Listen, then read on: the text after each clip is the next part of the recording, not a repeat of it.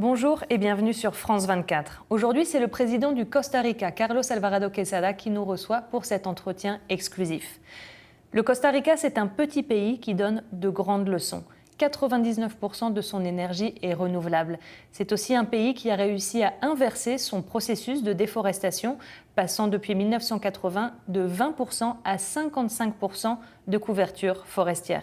C'est enfin un pays qui, en 1948, a décidé d'abolir son armée, dans une région où, au cours des décennies qui ont suivi, se sont multipliées les guérillas et les conflits armés, une région qui affronte aujourd'hui le grand défi du narcotrafic international. Le Costa Rica a réussi malgré tout à rester un havre de paix sans un seul militaire sur son territoire. Carlos Alvarado, bonjour. Bonjour. Merci de nous recevoir. C'est un plaisir. Le Costa Rica est considéré comme l'un des meilleurs élèves des accords de Paris. Mais c'est une construction qui vient de loin. Lors de la signature de ces accords, le pays était déjà très avancé sur ce chemin. D'où vient cet ADN écologiste du Costa Rica? Ça vient d'une somme de facteurs. L'un d'eux que vous avez mentionné dans votre introduction vient de notre renoncement à avoir une armée.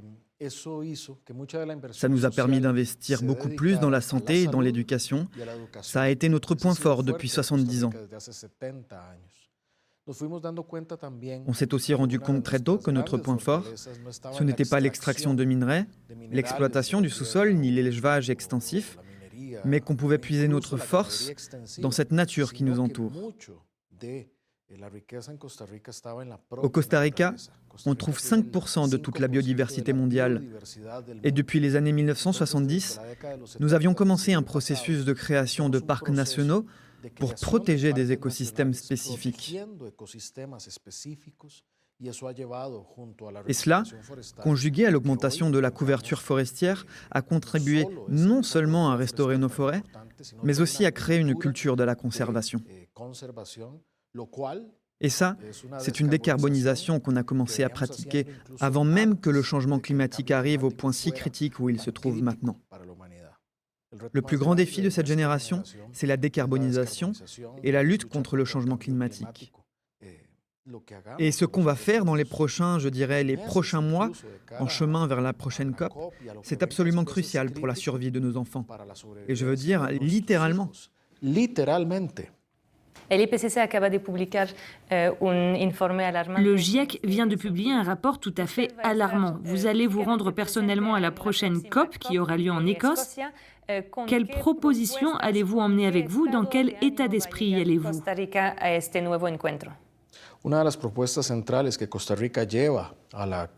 L'une des propositions centrales qu'on apportera à cette COP de Glasgow, c'est la coalition de haute ambition pour la nature et l'humain.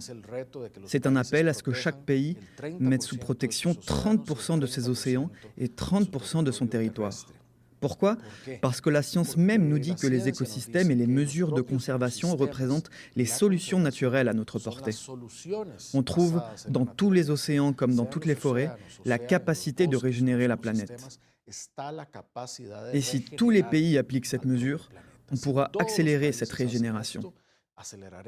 Et le Costa Rica, la France et le Royaume-Uni mènent cette coalition de haute ambition. C'est la proposition qu'on apportera. Et nous, on espère qu'on aura déjà accompli cet objectif en arrivant sur place. C'est-à-dire avoir acté la protection de ces 30% de territoires et d'océans, non pas en 2030, qui sera l'objectif international, mais pour 2021, cette année.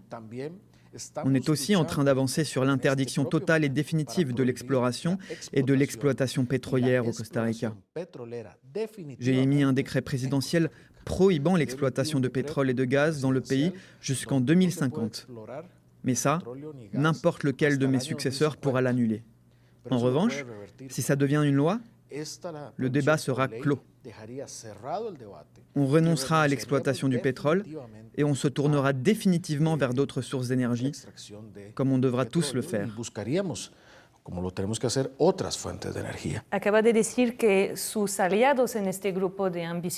Vous venez de nous dire que vos alliés dans ce groupe de haute ambition climatique, vous avez dû aller les chercher en Europe. L'Amérique latine paraît souffrir d'un déficit d'intérêt pour ce thème.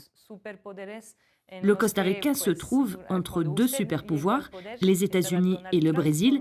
Et quand vous êtes arrivé au pouvoir, Donald Trump était encore à la Maison-Blanche. Javier Bolsonaro est encore aujourd'hui président du Brésil. Ce sont deux climato-sceptiques. Andrés Manuel López Obrador au Mexique est lui aussi climato-sceptique. Comment peut-on éveiller, inspirer, inciter ce continent à agir? Nuestra propuesta de liderazgo es liderar por el ejemplo. On compte sur la valeur de l'exemple. On ne veut pas dire aux autres ce qu'ils doivent faire. On doit juste appliquer ces solutions et démontrer qu'elles sont réelles et valides. Et d'ailleurs, la croissance économique du Costa Rica est largement basée sur la conservation. L'écotourisme est l'un des secteurs les plus dynamiques de notre société et il est basé sur la protection de l'environnement. Mais il ne faut pas perdre de vue, je crois, que les pays d'Amérique latine sont soumis à de fortes pressions économiques et fiscales. C'est un point important dans le débat et c'est une autre proposition qu'on amènera. On l'a appelé FAS, le Fonds pour soulager les économies frappées par le Covid. Les économies latino-américaines ont été très durement touchées. Les États sont surendettés. On l'a aussi vu ici au Costa Rica. Soudain, certains se sont remis à appeler de leur vœu un retour à une économie extractiviste pour soulager les finances publiques et éradiquer la pauvreté. J'ai entendu, on va extraire de l'or, ou du gaz, ou du pétrole, et on en tirera les millions nécessaires pour résoudre les problèmes de l'État et la pauvreté. Sans voir qu'à moyen terme, ou même avant cela, la planète va y rester. Et c'est là que la communauté internationale doit entrer en jeu et comprendre qu'il faut aider l'Amérique latine à sortir de cette impasse. Parce que sinon, elle ne sera pas une bonne alliée dans la lutte contre le changement climatique. 99% de l'énergie du Costa Rica est renouvelable, mais cela ne veut pas dire que vous êtes prêt d'atteindre la neutralité carbone, loin de là. La pollution automobile est encore un problème grave ici. Comment pensez-vous avancer sur ce point?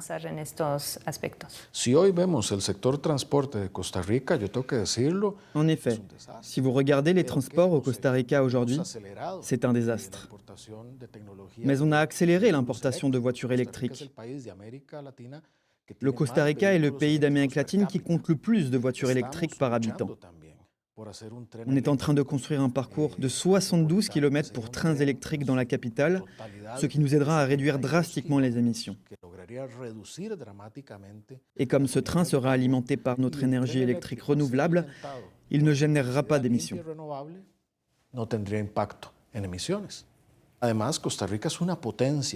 Enfin, comme le Costa Rica produit de l'énergie propre, on peut aussi produire de l'hydrogène propre, c'est-à-dire de l'hydrogène produit à l'aide d'énergie hydroélectrique.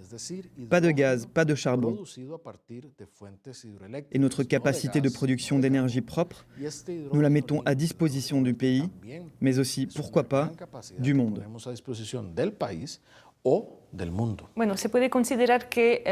L'augmentation de la couverture forestière pourrait entrer en conflit avec la production agricole ou l'élevage et remettre en question l'indépendance alimentaire du pays.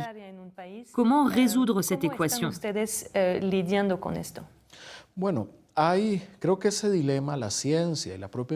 La science et la recherche ont montré qu'il n'y a pas d'antagonisme entre la production agricole et la reforestation. Par exemple, les systèmes d'agroforesterie montrent qu'on peut absorber du CO2 dans les forêts tout en les rendant productives.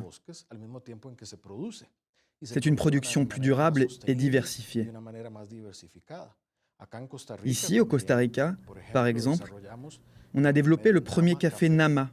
C'est un système de production de café très bas en émissions. Et pour ce qui est de l'élevage, on a développé des techniques qui consistent à ne pas mettre le bétail dans des pâtures extensives et sans arbres. C'est un système de pâturage qui capte du carbone. C'est-à-dire qu'on fait en sorte que l'herbe développe des racines très profondes qui captent et stockent le carbone. On entoure ces parcelles d'arbres qui donnent de l'ombre et non plus de clôture. Et avec ce système, On capte plus de carbone qu'on en produit, même dans la production de viande et de lait. La captura de carbono incluso para la producción sea de carne o de leche. Las migraciones. D'ailleurs, la migration est en grande partie due à l'épuisement des sols des familles les plus pauvres dans les zones rurales et à la perte des forêts. C'est une grande cause de migration en Amérique centrale.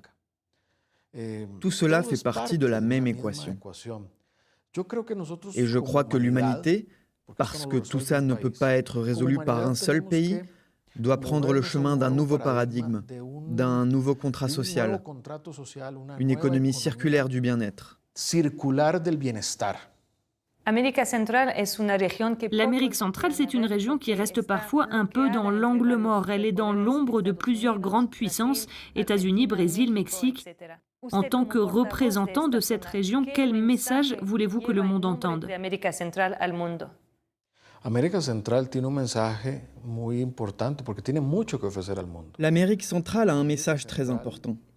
Elle a beaucoup à offrir au monde. On peut penser que l'Amérique centrale est petite, mais c'est la 4e économie d'Amérique latine.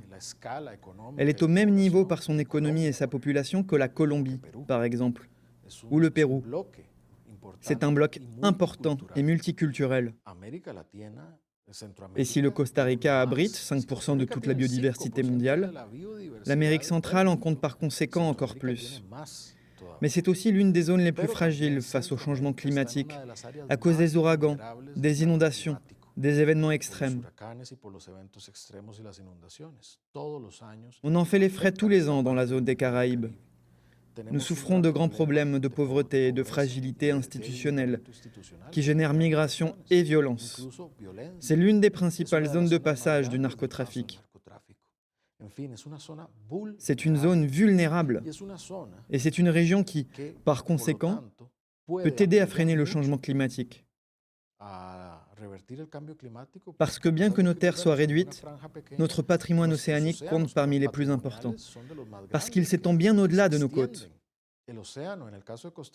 Dans le cas du Costa Rica, l'océan représente 90% de notre territoire. Les terres émergées ne représentent que 8%. Et donc, si on décide de protéger 30% de nos océans, ça veut dire qu'on protège l'équivalent de la totalité de nos terres émergées. C'est la superficie d'un État américain ou d'une région française. L'Amérique centrale est enfin un point stratégique, comme l'est le canal de Panama, mais au sens large. Il connecte l'Amérique du Nord et du Sud, l'Atlantique au Pacifique, et donc l'Europe à l'Asie. C'est pour ça qu'elle doit être considérée avec attention, préoccupation et solidarité.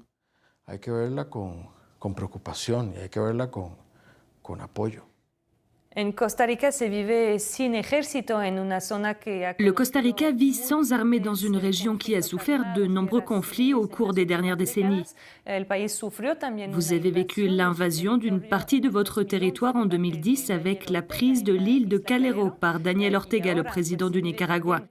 Et maintenant, vous assistez aux dérives autocratiques du même Daniel Ortega. Est-ce que ça n'est pas encore aujourd'hui une situation risquée pour vous d'être sans protection militaire?